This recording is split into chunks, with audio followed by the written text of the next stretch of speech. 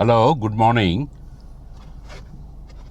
என்னுடைய பேர் doctor Rajendran Naidu, பிஇஎம்இ எஃப்ஐஇ DLitt. நேற்று ஒரு பதிவு, எக்ஸ் பதிவில் நம்ம தேசிய தலைவர்களுக்கு அமைச்சிருக்கேன். இன்றைக்கி 1 ஏப்ரல் 2025. மாண்புமிகு ஸ்ரீ நரேந்திர மோடிஜி, டாக்டர் மோகன் பகவத்ஜி, ஆர்எஸ்எஸ் சீஃப் அவர், அமித்ஷாஜி, ஜேபி நத்தாஜி, பிஎல் சந்தோஷ்ஜி, அண்ணாமலைஜி மற்றும் தமிழ்நாடு அண்ட் இந்தியா பிஜேபி வலைத்தளத்தில் இருக்கிறவங்க, காப்பி டு கேசவநாயகம்ஜி, சக்கரவர்த்தி நாயுடுஜி அண்டு கருப்பு முருகானம்ஜி. இதில் என்ன சொல்ல வரேன்னா, இப்போ இதுவரையும் நடந்த பல விவகாரங்கள், பல நிகழ்ச்சிகள் அதெல்லாம் கோடிட்டு பார்க்கும்போது கேசவநாயகம்ஜி ஒரு நம்பர் 1 ஃப்ராடுன்னு சொல்லிட்டு நம்ம உறுதுணையாக சொல்லலாம். எதிர்வு மறைவு எதுவும் இல்லாமல் டைரெக்டாக சொல்லணும்னா நம்பர் 1 ஃப்ராடு கேசவநாயகம்ஜி. அது நான் பல பேர் எனக்கு இவன் சொல்லியிருக்காங்க. அவருடைய தொடக்க வாழ்க்கையில் அவருடைய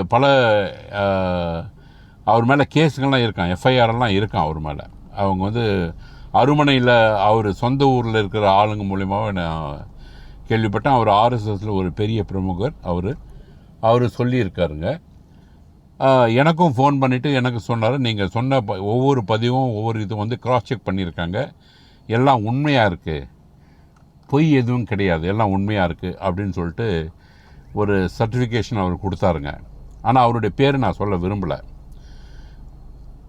அதெல்லாம் இருக்கட்டும், ஒரு பக்கம் இருக்கட்டும். நமக்கு தேவையானது கட்சி வளர்ச்சி, வெற்றி, அதுதான் நமக்கு தேவை. அவங்க பர்சனலாக ஏதாவது பண்ணிக்கிட்டோம். அந்த ஆள் பொம்பளை பொறிக்கையாக இருக்கலாம், ஏமாத்துறதா இருக்கலாம், ஏதாவது பண்ணிவிட்டு எல்லாம் வெளியில் பண்ணிக்கிட்டோம். கட்சி உள்ளே இருக்கும்போது ஒரு டிசிப்ளினோட ஒரு சிஸ்டத்தோடு இருக்கணும். அதுதான் என்னுடைய விருப்பம். கட்சிக்கு அப்பாற்பட்டு அவங்க என்ன செய்கிறாங்களோ அதை பற்றி எனக்கு கவலையே கிடையாது.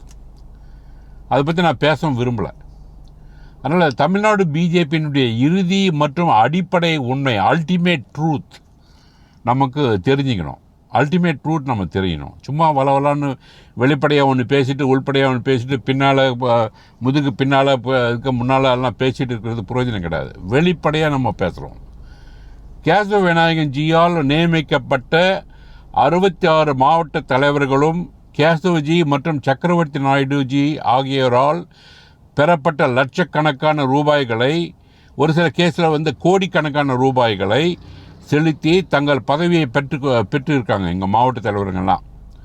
அவர்கள் அனைவரும் எதிர்க்கட்சியினுடைய கைகோர்த்து பாஜக தமிழ்நாட்டில் வளரக்கூடாது, வெற்றி பெறக்கூடாது என்ற தெளிவான திட்டத்துடன் உள்ளனர். இவர்கள் அனைவரையும் மறுபரிசீலனை செய்து உளவுத்துறை வச்சு அவங்க பேக்ரவுண்டெல்லாம் செக் பண்ணிவிட்டு திறமையற்றவர்களை நீக்கிவிட்டு திறமை உள்ளவர்களை நியமிக்க வேண்டும். இது ரொம்ப ரொம்ப முக்கியம். இப்போது பல இடத்துல மாவட்ட தலைவர் அவ்வளோ கெப்பாசிட்டி கிடையாது பணம் கொடுக்கறதுக்கு.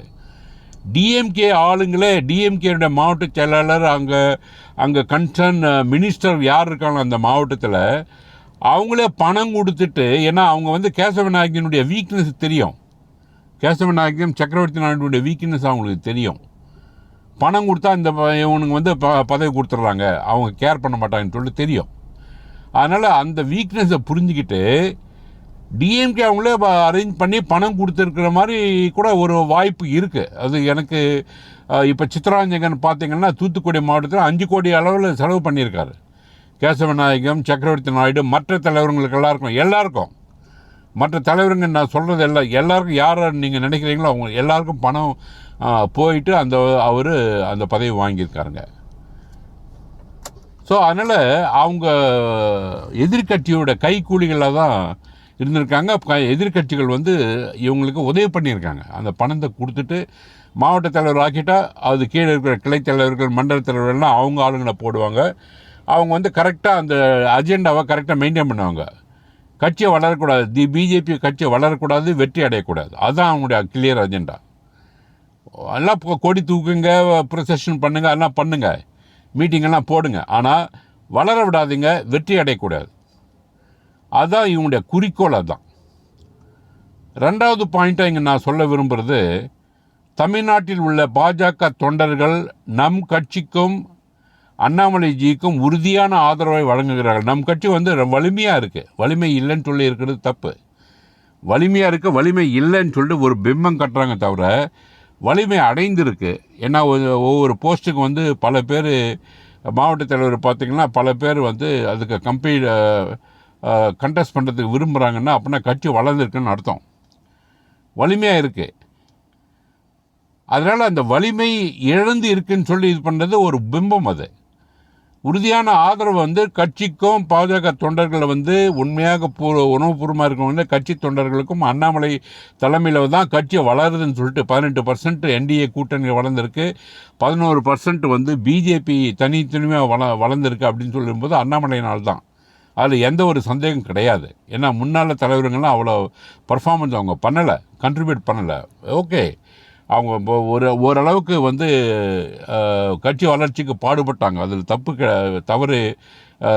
தவறான கருத்து எதுவும் இல்லை. இருந்தாலும் மும்முரமாக இறங்கி வேலை செஞ்சது அண்ணாமலை தான். அதனால் உறுதியாக ஆதரவு இருக்கிறாங்க. அதனால் செயல்படாத நிர்வாகிகளை உடனடியாக நீக்கி மாற்றாவிட்டால் வெற்றி அடைவது ரொம்ப கஷ்டம். திறமையற்றவங்களெல்லாம் வச்சுக்கிட்டு வேலை வாங்க முடியாது. அண்ணாமலை அவர் தலைமை சரியாக இருந்தாலும் அவரை களை எடுக்காமல் அப்படியே ஓட்டிட்டு போகலான்னா வெற்றி வர்றதுக்கு ரொம்ப ரொம்ப கம்மி.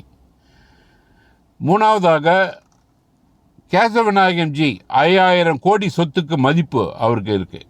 எப்படி என்னென்னா அருமனையில், நாகர்கோயிலில், கன்னியாகுமரியில், அப்புறம் ஒவ்வொரு மாவட்டத்தில் மாவட்ட தலைவர் பெனாமை வச்சுக்கிட்டு அங்கே வர்ற பணத்தை மாமூல் வர்ற இதில் எல்லாத்துலேயும் மாமூல் இருக்குது. அவருக்கு இப்போ 100 ரூபா கலெக்ட் பண்ணுறாங்கன்னு வச்சுங்களேன், அவருக்கு 60-70 ரூபா போயிடும். மீதி அந்த மாவட்ட தலைவர் எடுத்துக்குவாங்க கட்சி பேரை சொல்லிட்டு. அதனால் அவர் அந்த நிலையில் எல்லாம் ஒரு 5000 கோடிக்கு மதிப்பதி அவருக்கு பெனாமி ப்ராப்பர்ட்டி இதெல்லாம் இருக்குது. நான் ஏற்கனவே பல வீடியோக்கள் இதை பற்றி சொல்லியிருக்கேன். அதே மாதிரி பெருங்கோட்டை மாவட்ட பொறுப்பாளர் கருப்பு முருகானந்தம், அவரும் ஒரு சாதாரண ஆள். அவர் இப்போ பொன்னாரஞ்சம் அவரை வளர்த்து வச்சுட்டு தஞ்சாவூரில் அவருக்கு வீடெல்லாம் கட்டி கொடுத்து கொஞ்சம் ஒரு லெவல் பண்ணி விட்டாருங்க. இப்போ அவர் பெனாமி ப்ராப்பர்ட்டி மற்ற தலைவர்களுக்கு எல்லா தலைவர்களுக்கும் அவர் பெனாமி ப்ராப்பர்ட்டியை மேனேஜ் பண்ணிகிட்ருக்காரு. ஒரு 8000 கோடி அளவில் அவர் மேனேஜ் பண்ணிகிட்ருக்காரு, பல தலைவர்களுக்கு சேர்த்து. ஸோ அதனால் இவங்க இதெல்லாம் இது மாதிரி 5000 கோடி கேசவ விநாயகம், 8000 கோடி கருப்பு முருகானந்தம், இதெல்லாம் மொத்தம் சொத்தம் உளவுத்துறை வச்சு செக் பண்ணிக்கிட்டு எல்லாத்தையும் பறிமுதல் செய்யணும். ஏன்னா அதெல்லாம் கட்சியை பேரை வச்சுட்டு சம்பாதிச்ச பணம். மற்ற பல பெருங்கோட்டை மற்ற பொறுப்பாளர்கள் இருக்காங்க. பாலகுமார், அவர் எல்லாத்துலேயும் ஊழல் மன்னன். ஊழல் மன்னன். அவர் அவர் அப்பாயிண்ட் பண்ணியிருக்கிற நிர்வாகிகளே அவர் ரியல் எஸ்டேட் பிஸ்னஸ்ஸு, வட்டி வியாபாரம் இதெல்லாம் செய்கிறதுக்கு அவர் யூஸ் பண்ணிவிட்டு அவங்களுக்கு கமிஷன் கொடுத்துட்றாரு. கட்சி வளர்ச்சிக்காக கிடையாது, கட்சியை பேரை வச்சுட்டு பெரிய பிஸ்னஸே பெரிய ராக்கெட்டே நடந்துகிட்ருக்கு. அதுக்கெல்லாம் முழு காரணம் கேசவ விநாயகம் தான். அது அவருடைய மனசாட்சிக்கு தெரியும்.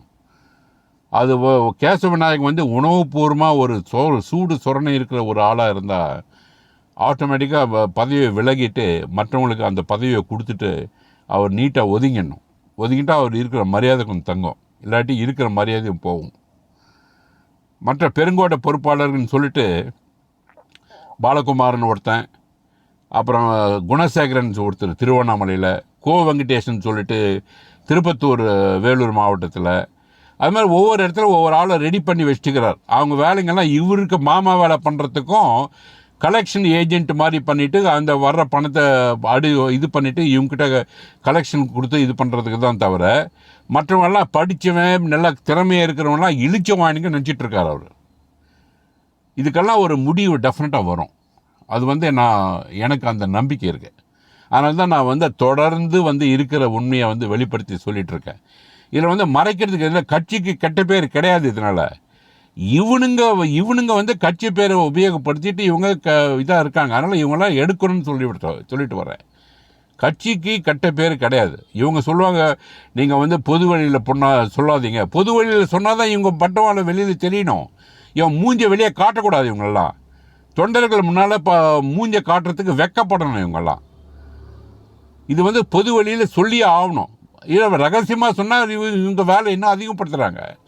அதனால் ரகசியமாக இங்கே சொல்ல வேண்டிய நெசசிட்டி கிடையாது. வெளிப்படையாக சொன்னால் தான் தொண்டர்கள் வந்து இவங்க மூளை காரி முய்வாங்க. இவங்கள எங்கே பார்த்தாலும் துரத்தி அடிப்பாங்க. அது மாதிரி நிலைமை வரப்போகுது, வெறு வகையில் வரும். அதனால் வந்து கட்சியினுடைய பேர் வந்து இதில் கெட்டத்துக்கு வாய்ப்பே கிடையாது. அவர்கள் அனைவரும் கட்சி நிதியை கொள்ளையடித்து செல்வத்தை குவித்துள்ளனர். எல்லாம் பார்த்தீங்கன்னா எல்லாம் வந்து ஒரு 100 கோடி 1000 கோடி அது மாதிரி லெவலில் தான் டெவலப் பண்ணியிருக்காங்க. இன்னும் நம்ம கட்சி பவருக்கே வரல, அதிகாரத்துக்கே வரல.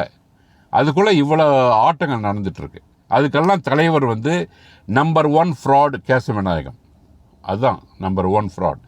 அது என்கொயரி வச்சுட்டு பார்த்தா ஒவ்வொன்றா வெளியே வரும்போது அப்போ தெரியும் நான் சொல்கிற ஸ்டேட்மெண்ட்டு கரெக்டுன்னு சொல்லி அவருக்கு எல்லாருக்கும் தெரியும். 4வது பாயிண்ட்டாக, கேசவ விநாயகம்ஜி மற்றும் அவரது குழுவினர் நம் கட்சியை வளர்க்க எந்த முயற்சியும் எடுக்காமல் கட்சி பெயரை வைத்து கொண்டு நடத்தப்பட்ட வசூல், ரியல் எஸ்டேட், வட்டி வியாபாரம் என்று பல வகையான இதில் ஈடுபட்டுள்ளனர். அவர்கள் அனைவரும் உடனடியாக நீக்கப்பட்டு கிடைக்கக்கூடிய மற்றும் தயாராக இருக்கும் சரியான குழுவை, சரியான நபர்களை மாற்ற வேண்டும், உள்ளே கொண்டு வரணும். ஏன்னா உணவுபூர்வமாக இருக்க பல பேர் வந்து ஒதுங்கியிருக்காங்க. இந்த கள்ள கூட்டத்திலேருந்து ஒதுங்கியிருக்காங்க. அவங்கள வந்து இவங்களெல்லாம் நீக்கினாவே அவங்க ஆட்டோமேட்டிக்காக அங்கே உள்ளே வருவாங்க. அதான் அண்ணாமலைஜி ஒரு முறை சொன்னது, பழைய பஸ்ஸில் போகும்போது உங்கள் ஸ்டாப் வந்தோடனே இறங்கிடுங்க, புது ஆள் ஏறட்டும் வண்டியில். அதே மாதிரி தான் இவங்க வந்து பழைய ஆளுங்களே வச்சுட்டு வண்டி ஓட்டிகிட்ருக்காங்க. குணசேகர் என்ற ஆளை வந்து கலெக்ஷன் தான், அவங்க கவர் கொடுத்தா அந்த ஆள் எடுத்துகிட்டு போயிட்டே இருப்பான். அந்த வேறு பெருங்கோட்டை பொறுப்பாளர் என்ன, பெருங்கோட்டை பொறுப்பாளருக்கு என்ன இது செய்கிறாங்க அவங்க சொல்லுங்கள். கார்த்திகேயனி மேடம் கூட முதல்ல இருந்தால் நல்லா இருந்தாங்க. அதுக்கப்புறம் இந்த வெங்கடேஷன் அந்த குரூப்பெல்லாம் சேர்ந்துட்டு கொஞ்சம் பணம்லாம் வரும்போது அப்படியே மாறிட்டு இப்போ மறுபடியும் அந்த பழைய லெவலுக்கு வந்திருக்காங்க அப்படின்னு சொல்லி கேள்விப்பட்டேன். ஆனால் இதனால் இவங்களெல்லாம் பணம் கொடுத்துட்டு பணத்தால் இது பண்ணிடணும்னு சொல்லிட்டு நல்லா கிளியராக தெரியுதுங்க. ஏதோ ஒரு பிரச்சனை, பெரிய பிரச்சனை இதுதான். அப்புறம் 5வது பாயிண்ட்டு, அண்ணாமலைஜிக்கு 100% முழு அதிகாரத்தை கொடுத்தா மேட்டர் ஆஃப் டேஸ், சில நாட்களில், ஒரு வாரத்துக்குள்ளே இவங்களை எல்லாரும் களை எடுத்துகிட்டு வரவர். அவர்கிட்ட லிஸ்ட்டு சிறப்பாக செயல்படக்கூடிய மாவட்ட தலைவருங்க யாருங்க, தொண்டர்கள் யார், கிளைத்தலைவர்கள் யார், எல்லா லிஸ்ட்டும் அவர்கிட்ட இருக்குது. புகார்கள் எல்லாம் போயிட்டுருக்கு, அதெல்லாம் கம்பைல் ஆகிட்டு வருது. இங்கே வந்து மாநிலத்தில் இல்லை, தேசிய தலைமையில் வரையும் போயிட்டுருக்கு. இப்போது அந்த கான்டாக்ட் ஒருத்தர் சொன்ன இல்லைங்களா, ஆர்எஸ்எஸ் இது, அவர் சொன்னார் என்னுடைய பதிவுகள் வந்து டெல்லி அளவில் அங்கேயும் பேசிக்கிட்டு பல மூத்த தலைவர்கள்லாம் அதெல்லாம் அப்சர்வ் பண்ணிட்டு க்ராஸ் செக் பண்ணிவிட்டு அதெல்லாம் உண்மையான்னு சொல்லி தெரியுது. அண்ணாமலைஜியை வந்து சொல்ல முடியாது டைரெக்டாக, ஏன்னா அவர் போஸ்ட்டில் இருந்துக்கிட்டு இதெல்லாம் இது வெளிப்படையாக அவர் பேச முடியாதுங்க. அதனால் வந்து அவர் ரொம்ப மேட்ரை வந்து அப்படியே முழுங்க வேண்டியதாக இருக்குது. அது வெளியில் சொல்ல முடியாத ஒரு தருணம். ஆனால் நம்ம வந்து இருக்கிறது கட்சிக்காகவும் கட்சி வளர்ச்சிக்காகவும் மற்ற மூத்த தலைவர்கள் அண்ணா மோடிஜி அண்ட் அண்ணா அமித்ஷாஜி, நத்தாஜி மற்றும் ராஜ்நாத் சிங்ஜி, இவங்கெல்லாம் மூத்த தலைவர்களாம் எவ்வளோ பாடுபட்டு கட்சியை வளர்த்துட்ருக்காங்க. அதெல்லாம் பார்த்துட்டு தமிழ்நாட்டில் வந்து இந்த நம்ம கட்சி வந்து குட்டிச்சவர் ஆகுறது பார்த்துட்டு நம்ம சுரமாக இருக்க முடியாதுங்க. அதனால தான் வந்து என்னுடைய ஆதங்கத்தை நான் வெளிப்படுத்தி சொல்கிறேன். இதை ஒரு ட்வீட்டாக வந்து நான் இங்கிலீஷில் போட்டேன். இது வந்து ஒரு தமிழாக்கம் தான், இங்கிலீஷில் வந்து சுருக்கமாக போட்டு ஆல்ரெடி நேற்று அமுச்சிட்டேன். 6வது வந்து பணம் கொடுத்து பதவியை பெற்ற அனைவரும் திறமையற்றவர்கள். பணம் கொடுத்துட்டு வந்த ரொம்ப பேர் திறமை இல்லாதவங்க தான் வந்திருக்கான். பணம் கொடுத்துட்டு சரி நம்ம மாவட்ட தலைவர் ஆகிட்டோம். ஒரு சில மாவட்ட தலைவர் சொல்கிறான், மாவட்ட தலைவர் என்ன 2 கொம்பு முளைச்சிருக்கான் அவங்களுக்கு. அவங்க என்ன பதவி, என்ன பிரதம மந்திரி பதவியாது சொல்லுங்கள். ஒரு மாவட்டத்துக்கு இன்சார்ஜாக கொடுத்துருக்காங்க. ஆனால் அவங்க நடவடிக்கை, அவங்க இதெல்லாம் பந்தா காட்டுறதெல்லாம் பார்த்தீங்கன்னா ஒரு சர்வாதிகாரி மாதிரி, கிருஷ்ணகிரியில் பார்த்தா ஒரு சர்வாதிகாரி மாதிரி பிஹேவ் பண்ணுறான் இருந்தாலும். திருப்பத்தூரில் பார்த்தீங்கன்னா நான் மாவட்ட தலைவர் என்னை யாரும் கேள்வி கேட்கக்கூடாது அப்படின்னு சொல்லிட்டு திருப்பத்தூரில் ஒருத்தன் சொல்கிறான். இன்னொரு இதில் வந்து இவங்களுக்கெல்லாம் மரியாதையே கிடையாதுங்க. அந்த பொறுப்புக்கு வந்து தனியாக மரியாதை நிமித்தமாக நடந்துக்கணும் அவங்க. இந்த வந்து மிரட்டுறது, இதை உருட்டுறது இதெல்லாம் பண்ண வந்து அமித்ஷா வந்து டைரெக்டாக ரிப்போர்ட் போனால் அவங்களாம் எடுத்துருவாங்க. ஆளே காணாமல் போயிடுவான். இந்த ஆள் மாவட்ட தலைவர் போஸ்டெல்லாம் போயிடும், வீட்டுக்கு போயிடும் போகிற நிலைமை. ஒருங்கிணைந்து மரியாதையாக வந்து கிளை மண்டலம் ஒன்றிணைந்து பழைய நிர்வாகிகள் பழைய தொண்டர்கள் இவங்கெல்லாம் ஒருங்கிணைந்து செயல்பட்டால் தான் அந்த மாவட்ட தலைவர் நிற்பானே தவிர சும்மா வந்து சர்வாதிகாரம் இந்த மிரட்டல் உருட்டல்லாம் பண்ணிகிட்டு இருந்தால் அவன் அந்த சீட்டு வந்து எப்போனாலும் காலியாகும். அதுதான் உண்மையான நிலைமை. அதை வந்து புரிஞ்சிக்கணும். அதனால் பணம் கொடுத்துட்டு இப்போ அண்ணாமலை வந்தாருன்னா டெஃபினட்டாக ரிவ்யூ பண்ணுவார். ரிவ்யூ பண்ணிவிட்டு அவர் ஆல்ரெடி கம்ப்ளைண்ட் எல்லாம் போயிருக்கு. ஒரு 13-15 மாவட்ட தலைவர்கள் மாற்றப்படணும்னு சொல்லிட்டு ஒரு கேள்விப்பட்டேன் நான்.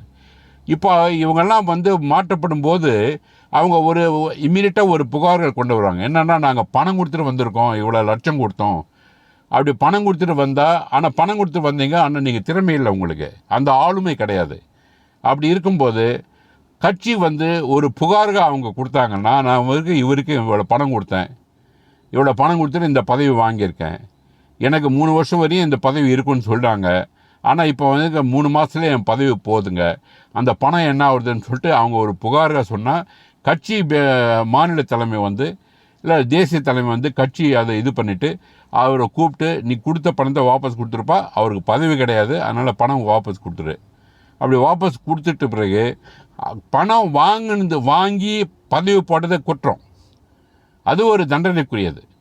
அதை வந்து அவங்க மேலே நடவடிக்கையும் எடுக்கும். யார் பணம் வாங்கினோ அவங்க மேலே நடவடிக்கையும் எடுக்கப்படும். யார் பணம் கொடுத்தாங்களோ யார் வாங்கினாங்களோ அவங்களுக்கெல்லாம் பணத்தை மீட்டு கொடுத்துட்டு பணம் வாங்கணுங்க வந்து அவங்க மேலே நடவடிக்கை எடுக்கப்படும்.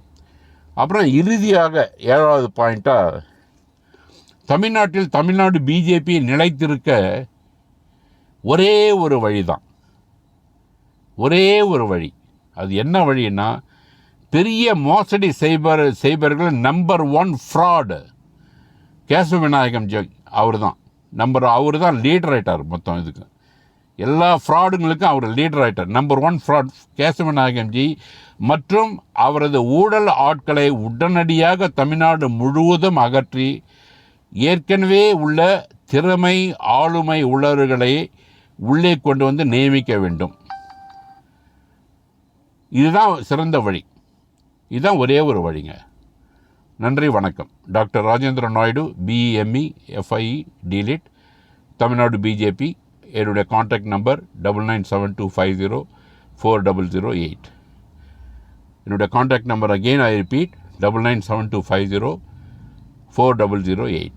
தேங்க்யூ.